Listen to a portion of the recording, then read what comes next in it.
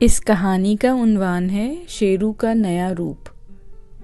ایک دن شام کے وقت شیرو بلّا ٹہل رہا تھا۔ اس نے دیکھا کہ سیلون کا دروازہ کھلا ہوا ہے۔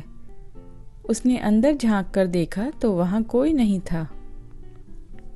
اس نے سوچا کہ اسے ایک نئے روپ کی ضرورت ہے۔ اس نے اپنے بال کاٹنے شروع کیے، اپنی مونچھ تراشی اور یہاں تک کہ اپنے ناخن بھی تراش دیے۔ پھر اس نے اپنے بال نئے انداز میں بنائے۔ جلد ہی اس کی شکل بالکل نئی ہو گئی۔ شیرو اتراتا ہوا اپنے دوستوں سے ملنے کے لیے نکلا، لیکن اس کے دوستوں نے تو اسے پہچانا ہی نہیں اور اس پر حملہ کر دیا۔ شیرو کسی طرح بچ کر وہاں سے بھاگ نکلا۔ راستے میں ایک چھوٹا چوہا اس کی بدلی ہوئی شکل دیکھ کر ہنس دیا۔ تم سے ڈر نہیں لگ رہا؟ چوہے نے اسے چھیڑا۔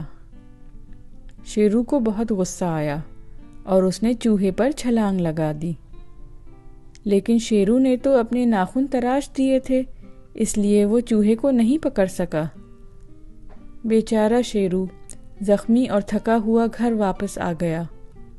اس نے سوچا اب کچھ دن چھپ کر رہنا ہی ٹھیک ہوگا۔ جب اس کے بال اور ناخن پھر سے بڑھ جائیں گے تب وہ باہر جائے گا۔